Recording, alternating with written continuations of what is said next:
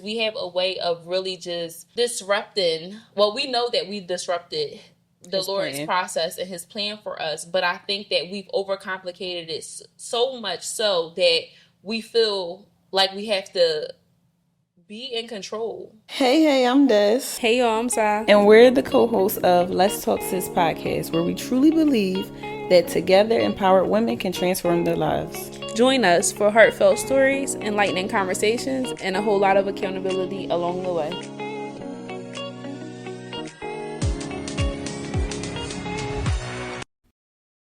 Hey y'all. Hey. We're back with another episode. Yes, we are. How are you feeling? I feel good. Hungry, actually, but I feel good. Okay. How are you? I'm feeling really good. I'm feeling empowered. I'm feeling blessed. I'm feeling highly favored. I knew you was going to say that. That's good.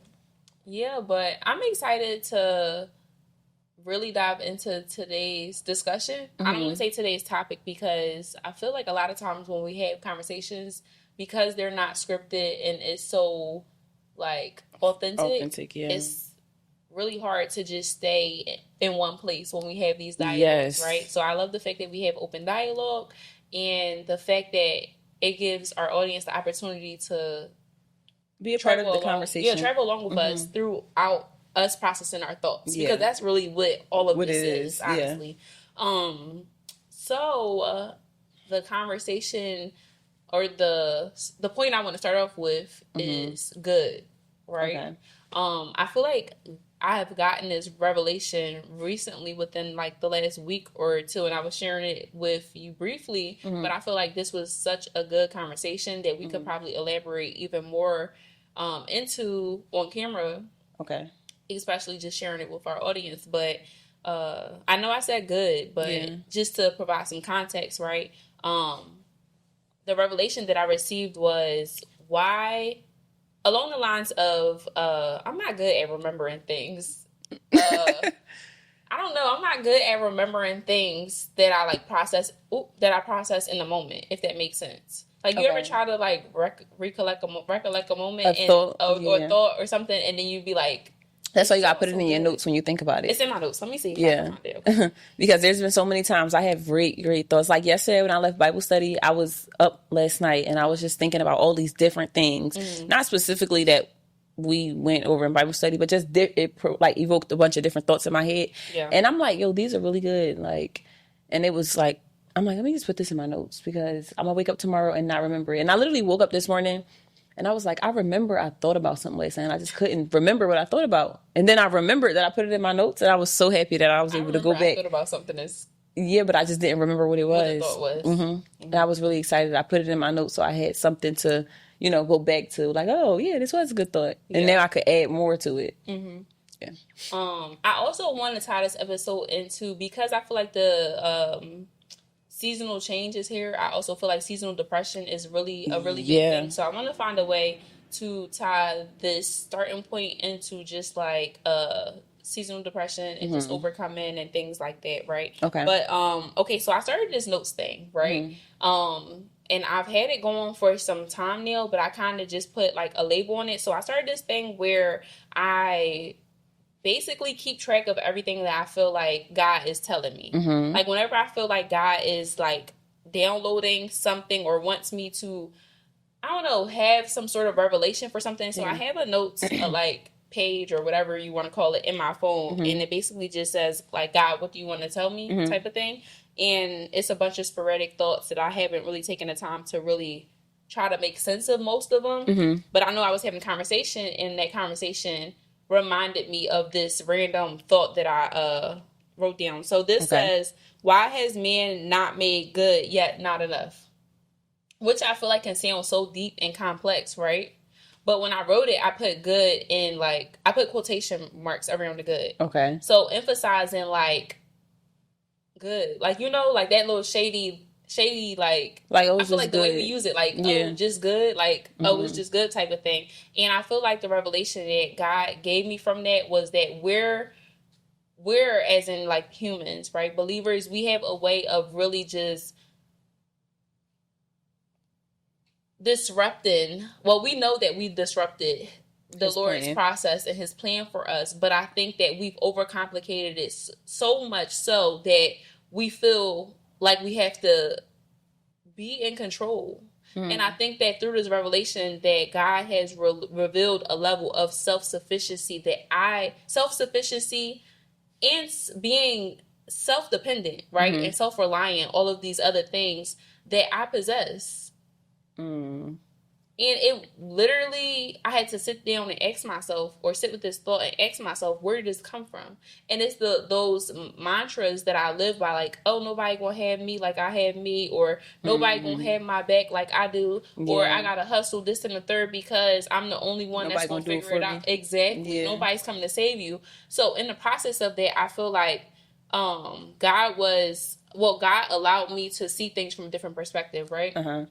And I have a question for you, but I want to give a little bit more context about what I mean so that our audience won't be lost, right? So when I put quotation marks around good, I had to sit with that for a second. Because I was like, like, what do you mean? Is you putting quotation marks on it still emphasizing what you already said, making it just good?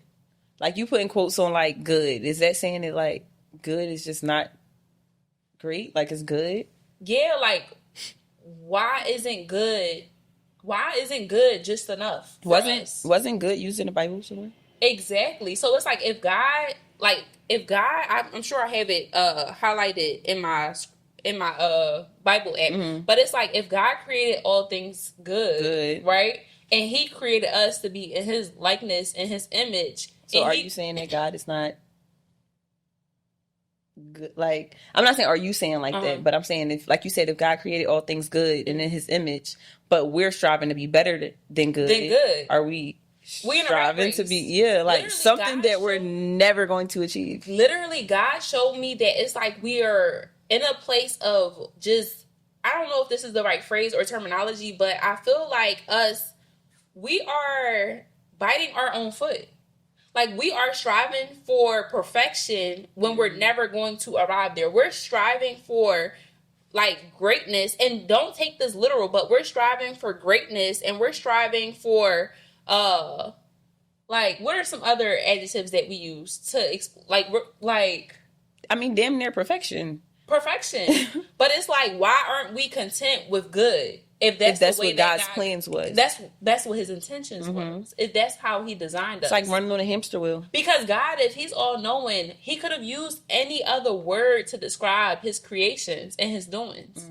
But he said all things were good, good. So it's like, in the process of us knowing that, like, why are we trying to outdo God? It's like this certain level of self-idolization that we're not privy to. Yeah. And I think that because I'm still sitting with this thought, y'all. I'm still trying to process and break it down. But it's like, in the process of this, God has showed me so much about myself and, like, us in totality that really is hindering our relationship or our connection to getting closer to God, because we're not really being trustworthy. We're not really being reliant. We're not really being dependent. We're not really being, we don't have as much faith as we think we do. Yeah. And that's ultimately, like, it's a slap in the face to God. It's a slap in the face. Like, who do you think you are? Literally. Yeah. It's like, who do you think you are and I'm using this not from a literal perspective, but who do you think you are to pursue greatness when I said that good was enough? Now you tired, you missing out on sleep, you hustling, you doing deprived, literally, you doing all of this and you burnt out and you're unhappy because you chasing the bag. You doing something I ain't had nothing to do with at that point. You're going far beyond your capacity in which you were created to operate in, because your pursuit is far greater than God's will. That's outrageous. And when I sat down and thought about it, I was like, okay, so you sitting down thinking about that.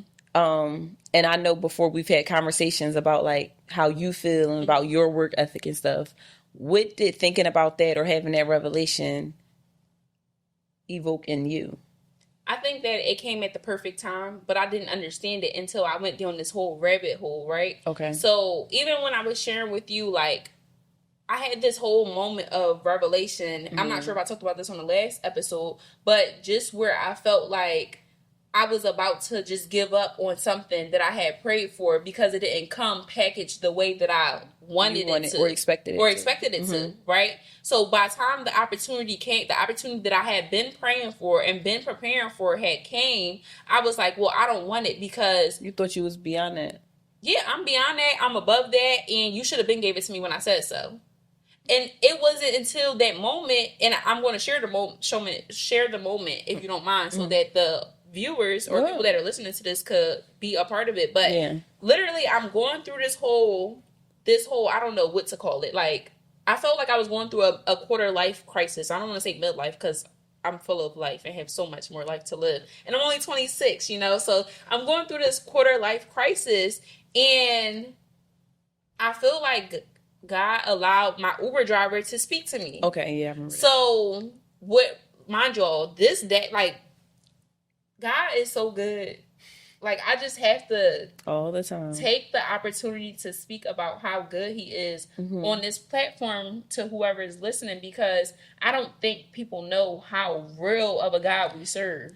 And it's like... We went over this in Bible study last night, too. Literally, it's like, I don't think people know. And if I could be a part of just making them a believer in God, I feel like... A God of fulfillment, prophecy fulfillment, a God of relationships, But it's just crazy to me, like, how, like, God operates. Like, when they, like... We're going to show you everything. When the word says that God literally...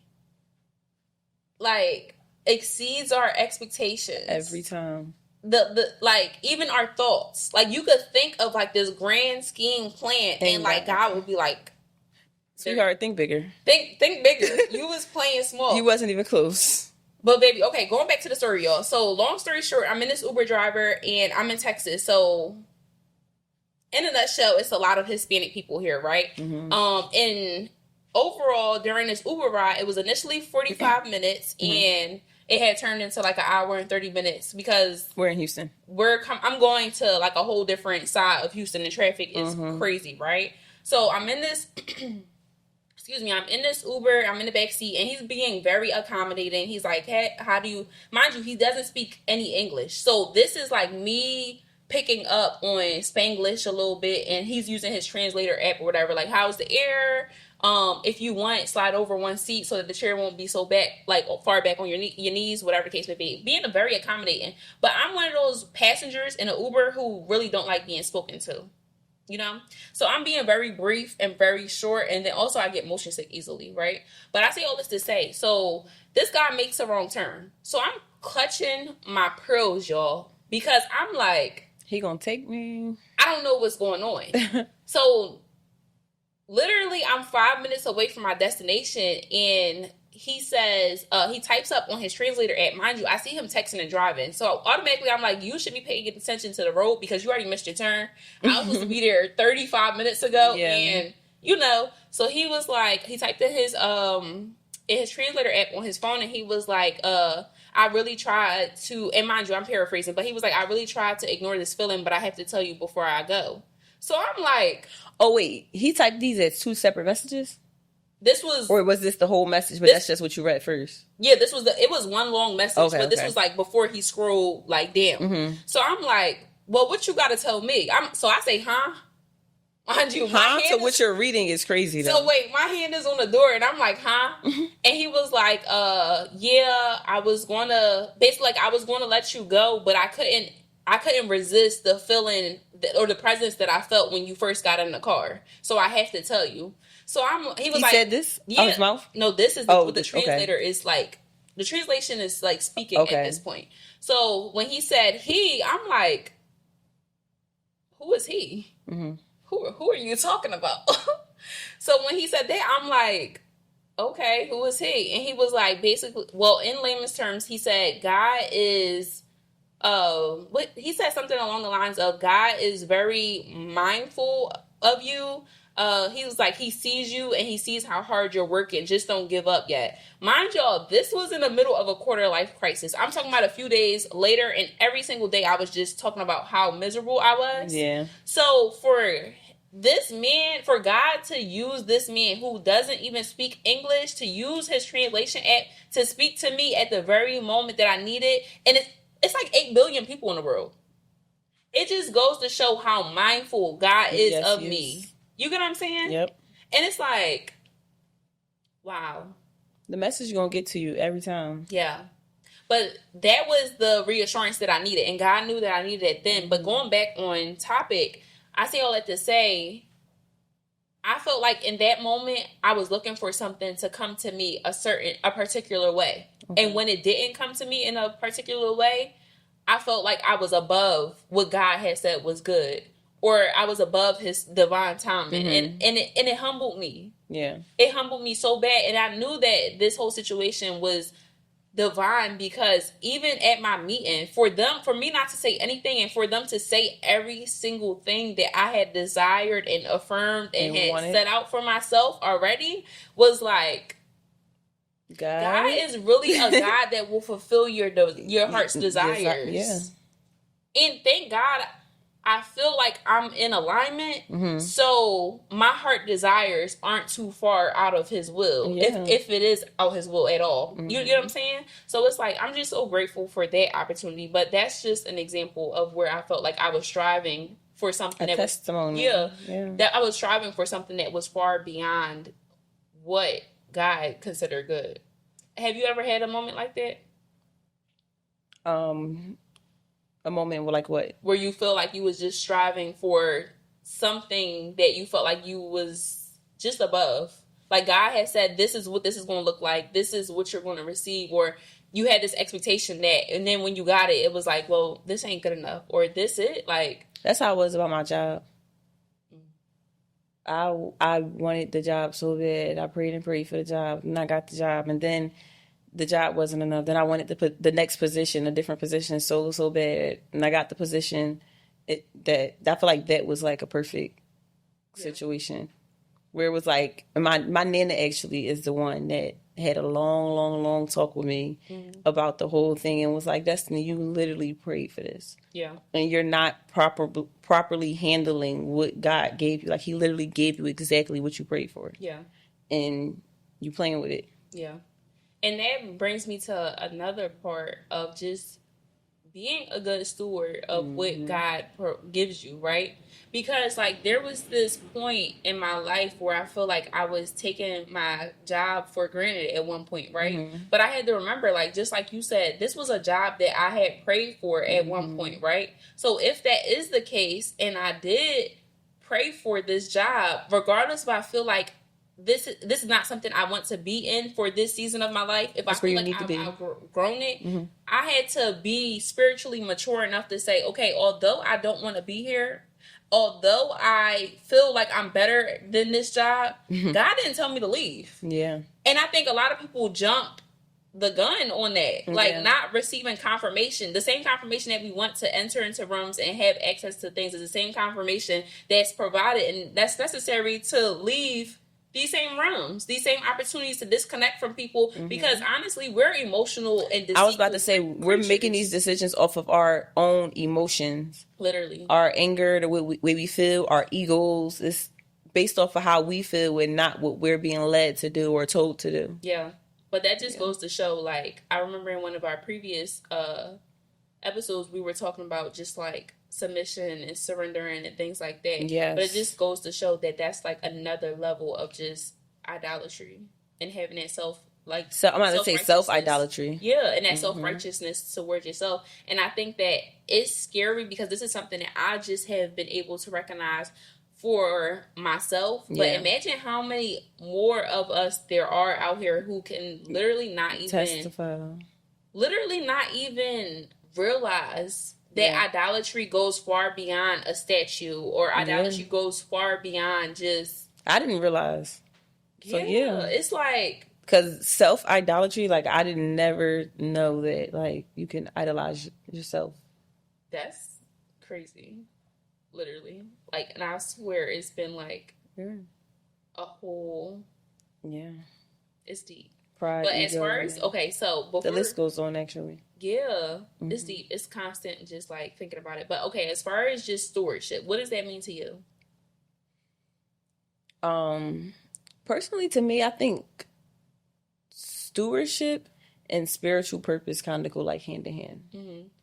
As far as what you're here to do, like spiritual, like what God has placed you here to do spiritually.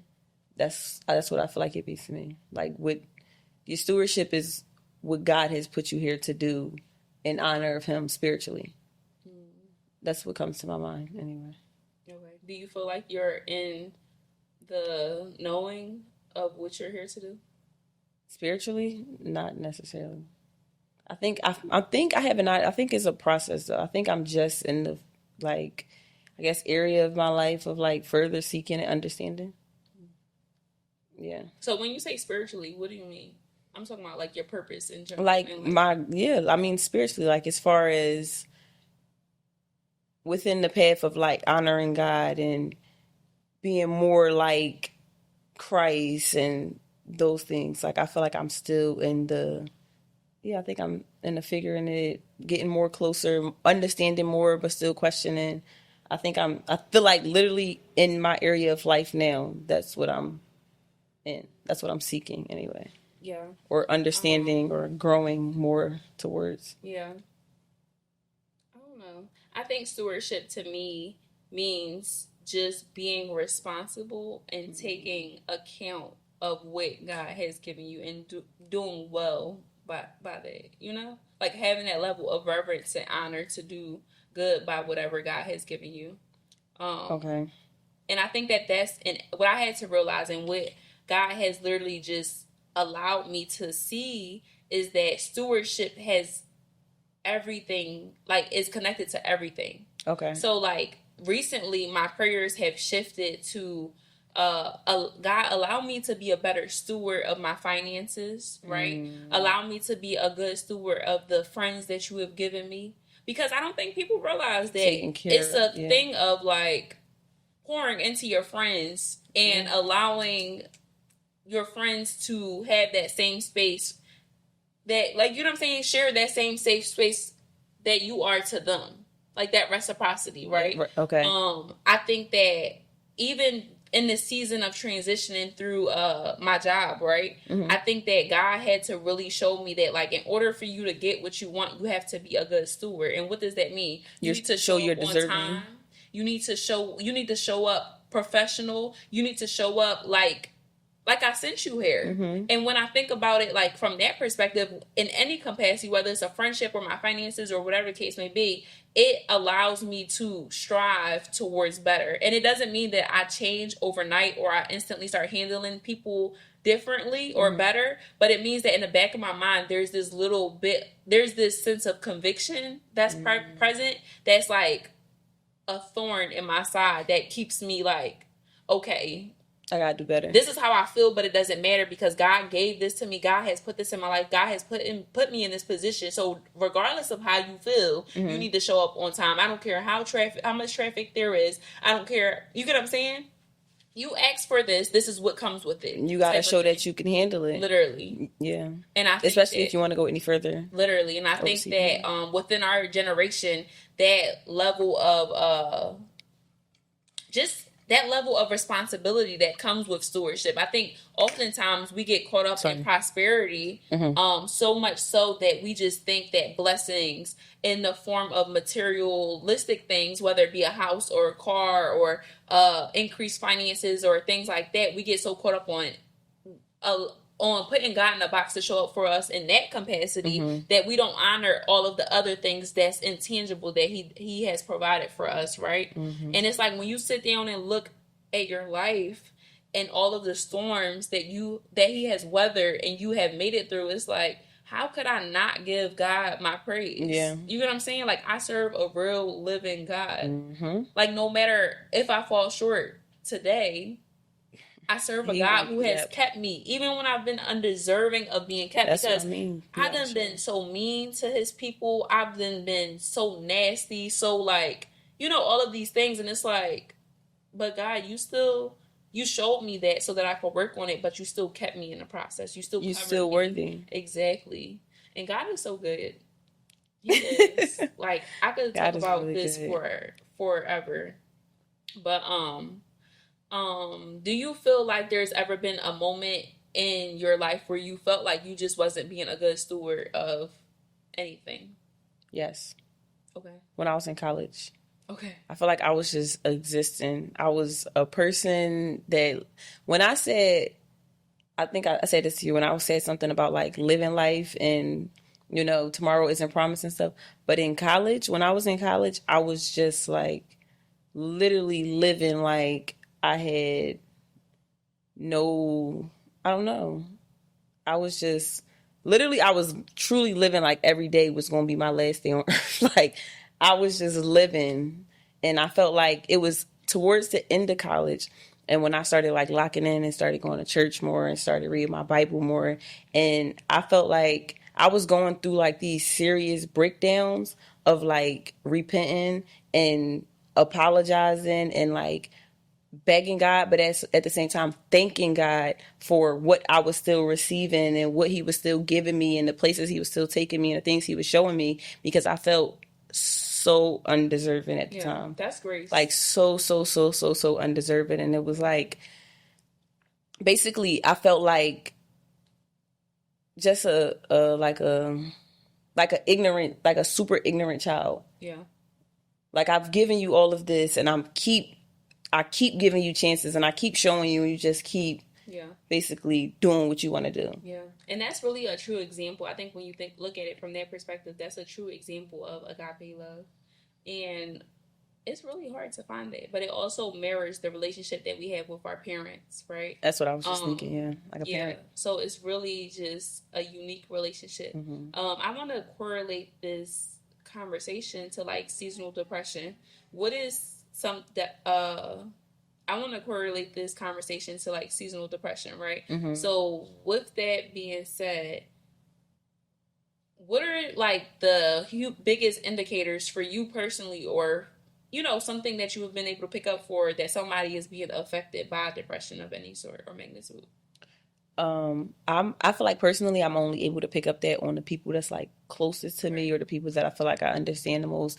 But most of the time it's just doing things that's out of the ordinary, things that's not normal for them. Like, for example, I have to use you as an example. You hear it in my face every day. But it's like, if you were to just say like, okay, here, we live together. I almost kind of know your routine. I know your routine when you go to work. I know your routine when you don't got work. I pretty much know your routine. So if just say one day if you just was to sleep all day long, something wrong. We gotta talk. What's going on?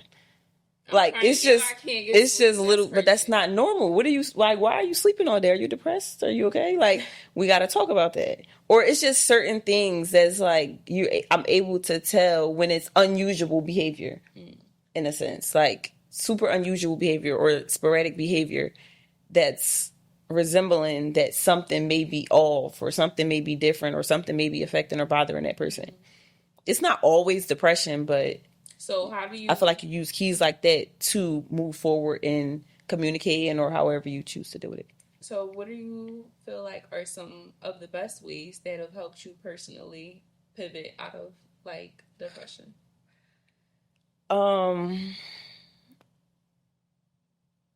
Honestly, for me, or not even depression, but like a depressive episode, because I feel like that's very different.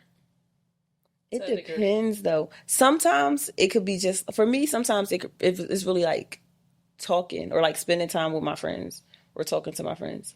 I don't know. I'm one of those people, I feel like my friends put me in the best mood. Like my whole world could be falling apart and I have a right key with one of my friends and it's like, life is worth living again.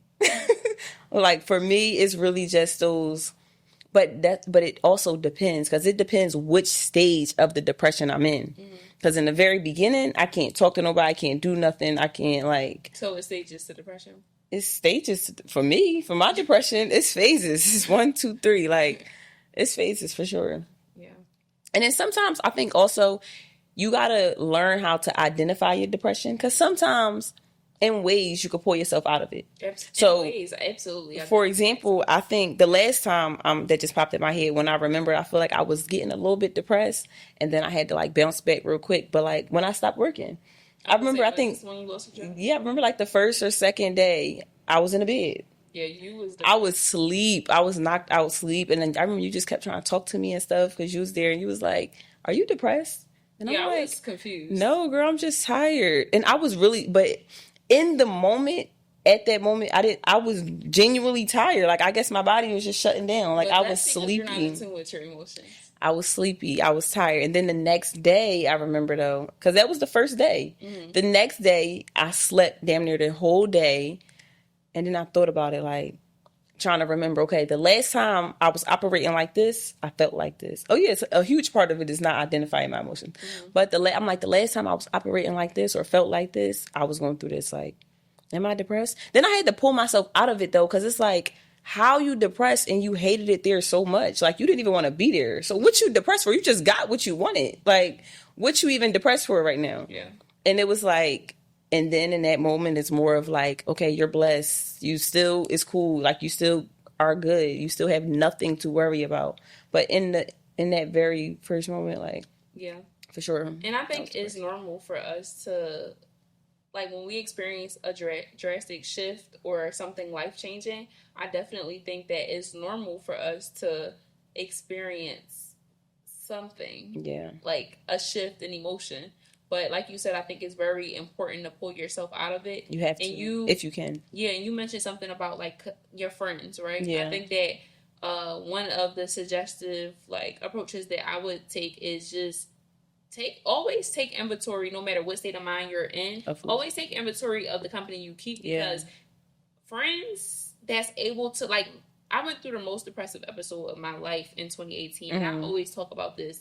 I lost so many friends in the process of 2018 because I was going through what I was going through, and it had nothing to do with nobody, but people didn't know how to support me because I'm the strong friend. Nobody knew how to support me when I was not showing up to their events or showing up for them, when I didn't have the capacity to hang out or to answer phone calls or to text back. Like, literally, I lost so many people, and it was no hard feelings to them at the end of it, obviously, but it just showed me that not everybody knows how to not everybody knows how to handle you or carry you when you're in that state. So you have to be, I think, even when we went to Acts 242 conference, I don't want to misquote this scripture, but they said something so vital. The analogy, or the in hindsight, what they were sharing was that even Jesus Christ had a certain level of intimacy with his friends, right? So when before he died, he literally took the disciples out, right? And he said, "You stay right here." And he brought I think it was 3 or 4 of them a little bit closer to him. But there was a certain level of intimacy before he prophesied and said, "I'm going to come back. And my Father's going to leave you with a gift." You get what I'm saying? And that goes to show me, if this is Christ, right? And there was 12 disciples. By then, at this point, I think it was 11 disciples, right? But this just goes to show me he, for one, was discerning of who he was vulnerable with, right? For two, he didn't allow a wall to be established. Like, he didn't have that guard, like, oh, I don't trust nobody, everybody has to earn my trust type of thing. You get what I'm saying? But for him to use discernment in who he trusted when he felt like he had to share something that was near and dear to him, it was like, wow. And I think was such a, I'm sorry to cut you off, but I want to finish this. That was such a humanistic approach to something. I was about to say it shows humility. That we could take as a very valuable lesson. And I think when my perspective shifted to that, after this, I'm going to pull up the scripture because I want to definitely dissect that a little bit more. But it's like, wow. I think also, I heard you say something that kind of, I thought about. You said nobody knew how to deal with you because you were the strong friend. And I think that's something that we should talk about more as well, is like how to support the strong friend. Because I feel like I feel like in my friend groups, I've always been the strong friend. And it's like, I'm not strong. Like and being strong get tiring. Like, gosh, can I be sad too? Like, no, damn. Like, and I feel like that should be a conversation within itself, because I don't think it's the fact that you said be discerning about the company you keep, but I don't even think it's like they're the wrong people or it's intentional. I think they just genuinely don't know how to assess that or how to react to that from you, because it's an emotion or reaction or something that they've never received or they never, dealt with. So I think that's a thing we should dive further into, like the whole strong friend and how to support those that you don't typically see this, reactions from. So for clarity, when I said be discerning of the company that you keep around you, no matter what state of mind you're in, the reason why I said that is because when you no longer have an appetite for drinking and excessively drinking and being blacked out or going to the club every weekend, when your appetite changes, you find out why you were connected to these people, right? So that's what I'm saying. Always take inventory of the substance as to why you're connected to these people, right? Because people can endure when it's good outside and the sun is shining, but can they endure through the storm? Nope. Can they endure through the changes? Can they endure through the growth? Like, it's okay to grow apart. Can you sit in my bubble with me? Literally. Yeah. But everybody's not meant to. And I think that some people, speaking to those people who feel like, well, that's not really a friend because whatever the case may be, to a certain degree, not everybody has to sit in your bubble with you. Not everybody is anointed to go through what you're going through with you. Yeah. And that's the point that I was trying to make with the whole disciple story. Just connecting that. Like, there's a certain level of discernment that we have to use when we decide to share who we're going to be vulnerable with. Not everybody has a mantle that can carry it. Like, carry you. That weight. Yeah, for sure. But going back to how to support the strong friend, how do you like to be supported? Acknowledgement. It's the smallest things. Like, I don't want nothing overbearing, but just I like to know that you are slightly attentive. So even the littlest things, like when you ask me, "Are you depressed?" That little thing helped me so much, like more than you would even know. Because if you weren't there, or if you wouldn't have said it, I would have been in that bed like that for however long, probably. I would have never even thought about it or because I'm not emotionally intelligent. So it wouldn't have came to my mind. Like, it would have just been like, in my head, honestly, because this what it was at first was, I'm just catching up on sleep that I haven't got from being at work every day. That's pretty bad. That's what popped in my head. So, but then when I really thought about it and really started to, dissect my actual feelings, okay, I'm not just sleepy. I don't want to talk to nobody. I'm not just sleepy. Even when I'm woke, I don't want to leave the house. I'm not hungry. I don't want to eat nothing at all. Like, so maybe I am depressed. But if you would have never even mentioned or asked me that, even though in the moment I think I literally laughed and said, like, "Girl, you crazy. Like, I'm sleepy." But that helped me so much. So it'd be the little stuff, like just paying attention. Because I feel like something for so long, I'm the only child. Everybody knows that. But a big thing for me is, like, I feel like I'm the one that cares and support and helps everybody else, and it's been a lot of times where I feel like unseen. So when my friends are able to acknowledge those little things, I feel like it means so much. Like, that's support to me. Yeah, that's deep. I never knew that you was unaware that you was depressed that day. I mean, depression is, but that day, that day that's how was just sleeping. Said, like, you live with me, so think, like, if a shift happens in a routine, it's like something wrong. Yeah, like, you waking up early, you gonna either go play tennis, you going to run errands, you going to do something. Like, if you just laying in the bed, it's like, if you're not sick, is you alive? Yeah, like, what you mean you in the dark? I don't know, but I think this was pretty good. Yeah, this was definitely a good episode. Yeah, I'm sitting here thinking about, like, in which way do I like for people to show up for me, and I really can't pinpoint it. But I think just being a listening ear sometimes and providing perspective and, like, adding value to a conversation. Because the listening ear is one thing, but not being able to have the capacity to hold the conversation, I think that's really what I appreciate the most. And I actually appreciate that you even said that, because for me, I could say, like, oh, listening ear is good. But then when you think about it, it's like when you're going through something and you talk to somebody and they listen and you just venting, and they just quiet and don't say nothing at all. It's like okay. Well, yeah, like, actually, I could have kept that. Yeah, I'm oversharing. Yeah, like, no, that it really makes you feel like, all right, do you get what I'm saying? Or, like, am I dumping? Am I telling you too much? Yeah, red flag. You're uninterested. Okay, cool. Okay. Should have called somebody You thinking else. about something else? Yeah. Are you, like, Do you have me on mute? Hello? Are you still there? Like, No, oh my, that's how I be on the phone with my mom. I be talking, and it's like, hello? She be like, yeah, I'm here. I be like, all right, I'm gonna call you back. Like, now I gotta call somebody else because I just spent 27 minutes talking and you probably got me on mute screaming at the dogs. Like, I'm cool. Yeah. But yeah, it was good. Like I said, you gotta think, but you do have to think of which ways you genuinely want people to show up for you. Because I think that's something that I was over the past few years able to even identify. Because if you don't know ways that you will want people to show up for you, nothing would ever be acceptable. Or nothing would ever be okay. Because you don't even know what it is that you are looking for or desire. I also like space. I respect space.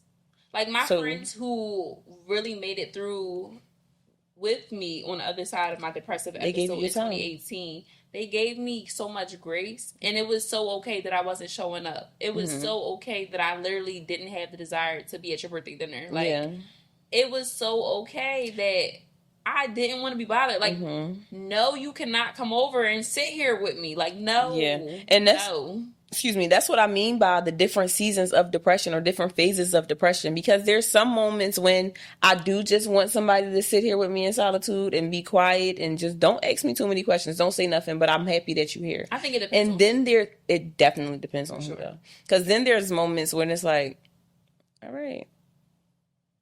Still here? Yeah. Okay. I think I'm going to go to bed. Even though it's 3 p.m., I think I'm going to go to bed. Like, you better than me. I can open the door. Wrapping it up. But nonetheless, I think that this was a really good episode, and I hope that this episode provides some insight to our viewers and listeners about, like, I feel like we talked about a lot. Yeah, I'm waiting for what you about to say, because I'm like, I'm thinking of everything we talked about. To get over seasonal depression. Yeah.